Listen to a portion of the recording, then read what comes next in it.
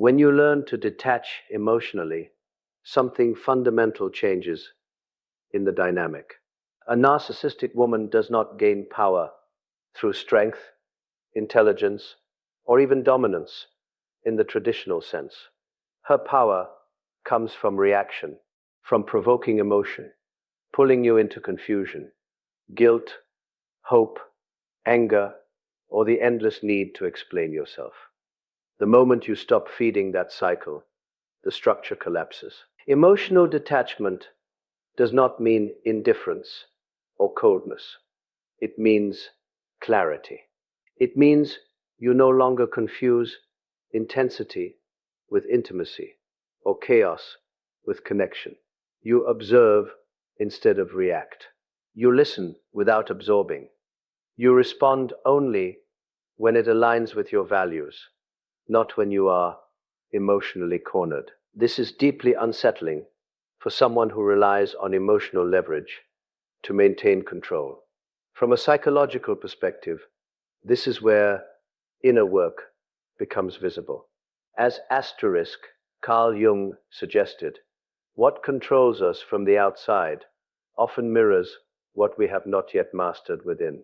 A narcissistic individual instinctively senses unresolved emotional wounds. Detachment signals that those wounds are no longer open entry points. There is nothing to hook into. When you stop defending yourself unnecessarily, stop over-explaining, stop chasing emotional resolution, you force the other person to confront a reality they fear most. They are no longer the center of your emotional world.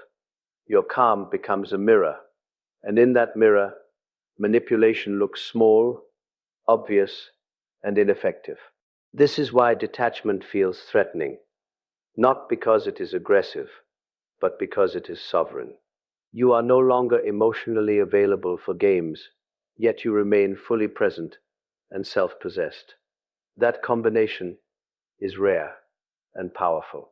It communicates that your inner world is governed by you, not by external approval or emotional turbulence. And here is the paradox. The more emotionally self-contained you become, the more respect you command. Not because you demand it, but because you no longer negotiate your inner stability. Master this, and you will realize something quietly transformative. When your emotions are no longer a weapon others can use against you, you become impossible to control. And that is where true power begins. Once emotional detachment begins to take root, self-awareness becomes the next decisive shift. This is where the real transformation happens, not on the surface of behavior, but at the level of identity. A narcissistic woman does not fear confidence alone. She fears insight. She fears the man who understands himself well enough that manipulation has nowhere to land. Self-awareness means you recognize your patterns before someone else can exploit them. You know where you seek validation, where you fear abandonment, where you confuse being needed with being valued. Most men never examine these inner motives, and that blindness makes them predictable. When you see yourself clearly, you stop being predictable.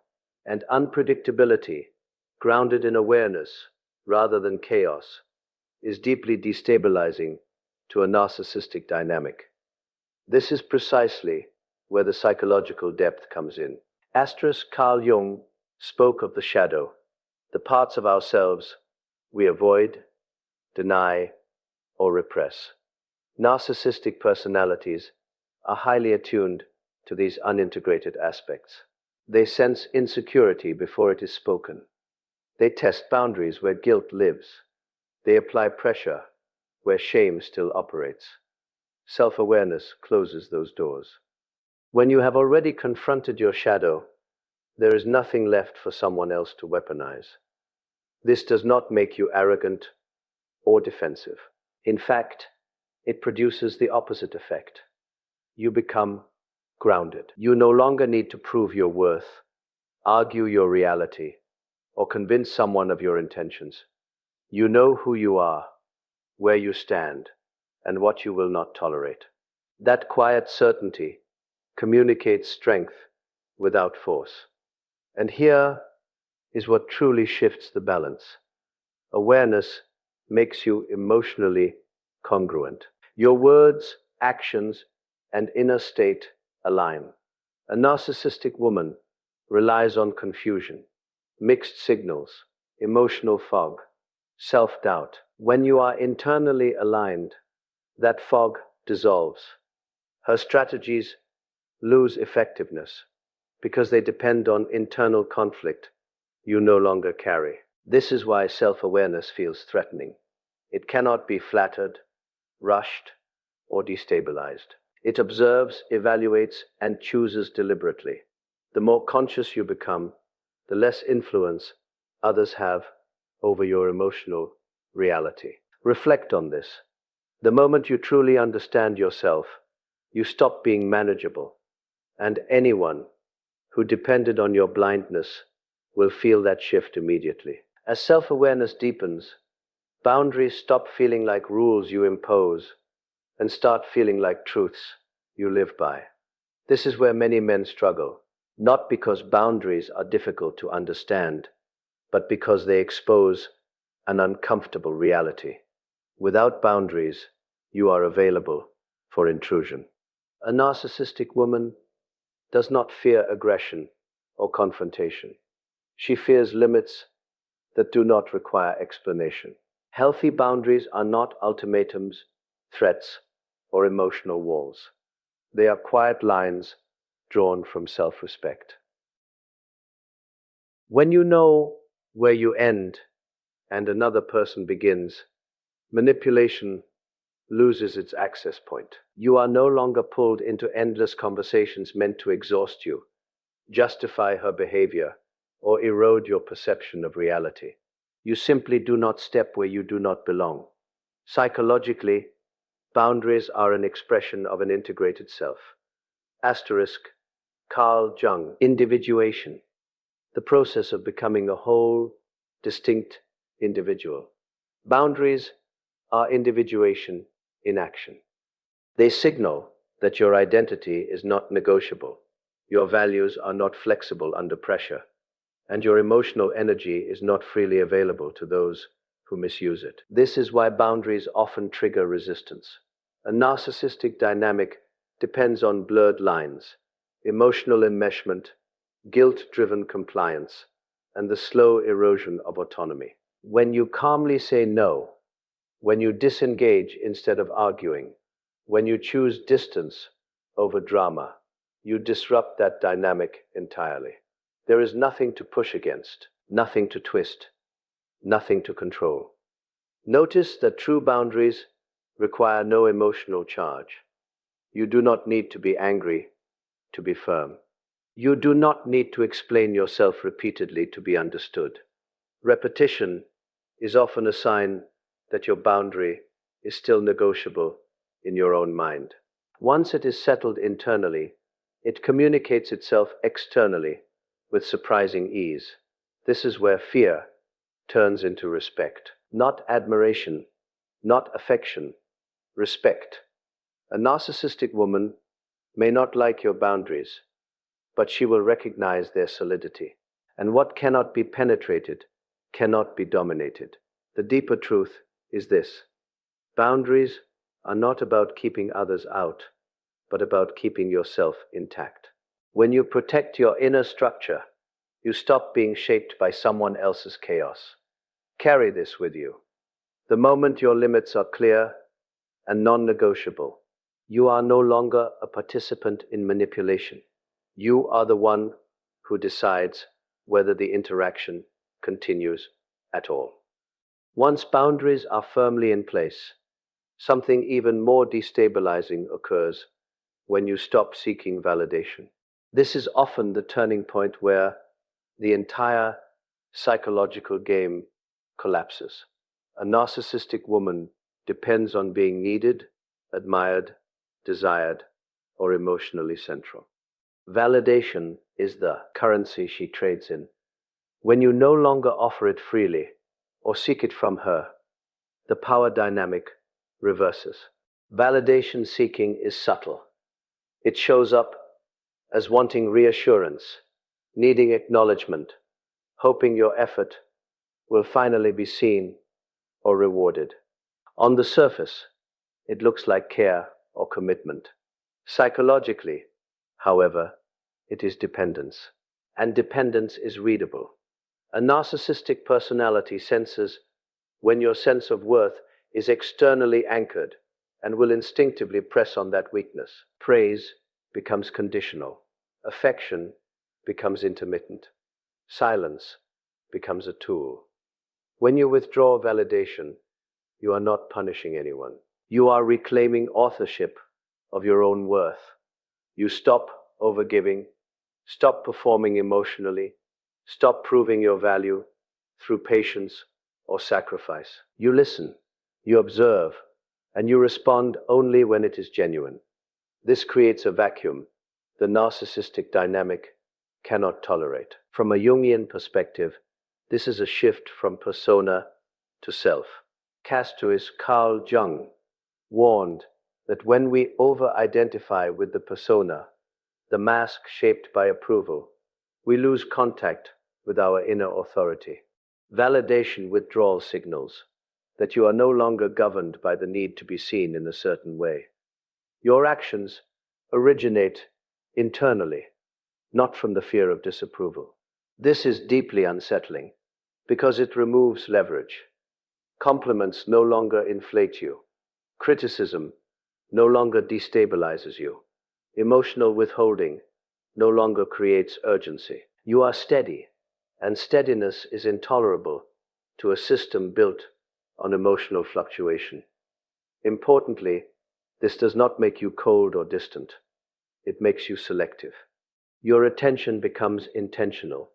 Your approval becomes rare, and therefore meaningful. What you offer now comes from alignment, not insecurity. This is where fear enters the equation. Not fear of you as a person, but fear of irrelevance. Why? Our self-worth no longer requires external confirmation. You become uncontrollable. Sit with this thought. The moment you stop asking to be valued is the moment you start being impossible to manipulate. And that quiet shift changes everything. As validation fades into irrelevance, something far more stable takes its place. Purpose. Inner purpose is not a goal, a role, or a public identity. It is the quiet orientation of your life towards something that exists beyond emotional reaction and interpersonal drama. This is where emotional dependence dissolves almost completely, because your center of gravity moves inward and forward at the same time. A narcissistic woman does not fear independence in the abstract. She fears displacement. Purpose displaces her from the center of your psychological universe. When your energy is committed to growth, creation, discipline, or a calling that demands consistency, emotional turbulence loses its pull. You no longer orbit around moods, conflicts, or approval. You move in a straight line. Most emotional dependence begins when meaning is outsourced to relationships. When connection becomes the primary source of identity, any disruption feels existential. Purpose corrects this imbalance. It gives your psyche a stable axis. You can care deeply without clinging. You can engage without dissolving. This is not emotional withdrawal. It is emotional sovereignty. From a depth psychology perspective, this is the natural outcome of individuation. Carl Jung understood purpose as an inner necessity, not a social performance. When a man aligns with his inner direction, he stops being psychologically available for manipulation because his energy is already spoken for. There is less excess to drain, less confusion to exploit. Notice how purpose changes your presence. You are calmer, not because nothing affects you, but because not everything serves access. You make decisions based on long-term alignment rather than short-term relief. Emotional bait loses effectiveness because it competes with something more meaningful than immediate gratification. This is profoundly threatening to a narcissistic dynamic. Drama requires availability. Control requires distraction. Purpose removes both. You are still human, still capable of feeling, but you are no longer steerable through emotion alone. Your life is no longer negotiable on the basis of someone else's needs.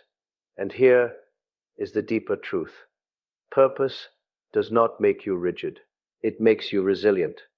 When setbacks occur, you return to direction rather than obsession.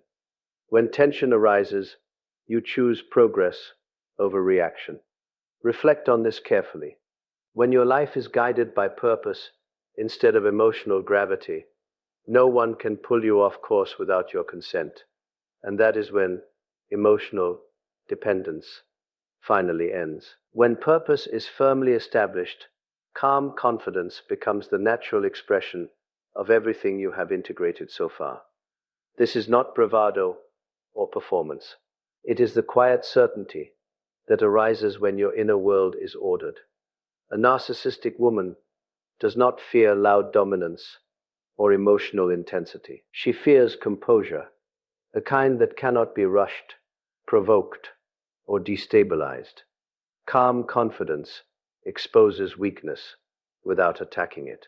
When drama is met with steadiness, manipulation becomes visible. When accusations are met with clarity instead of defense, their power fades.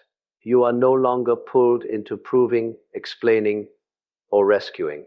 You remain present, but unmoved. This creates a psychological asymmetry that is deeply unsettling to someone who relies on emotional escalation to maintain control. From a depth psychology standpoint, this composure signals inner authority. Asterisk, Carl Jung believed that true confidence emerges from integration, not ego inflation. When the unconscious is no longer governing your reactions, you respond deliberately rather than reflexively. Your calm communicates that you are not managed by fear, approval, or emotional urgency. This is where narcissistic tactics lose their final foothold. Gaslighting fails when you trust your perception. Emotional withdrawal fails when you are self-contained. Provocation fails when you do not rise to it. Calm confidence neutralizes these strategies, not through confrontation, but through irrelevance. There is nothing to latch onto. Importantly, this state does not require distance or coldness. You can remain open, attentive, and even compassionate without surrendering your center. That is what makes it powerful. Your presence is grounded, not guarded. You are available by choice, not by compulsion. This is often the moment when fear replaces familiarity. Not fear of aggression, but fear of exposure. When someone cannot move you emotionally, their own instability becomes apparent. Your calm becomes a mirror they cannot escape. And mirrors are threatening when one's self-image depends on control. The deeper insight here is simple but demanding. Calm confidence is not something you display. It is something you earn through inner work. It is the visible result of detachment, awareness, boundaries, self-worth, and purpose integrated into a single posture. Carry this forward. When you remain calm where chaos is expected, you reveal who holds the real power, and in that moment, control quietly returns to you.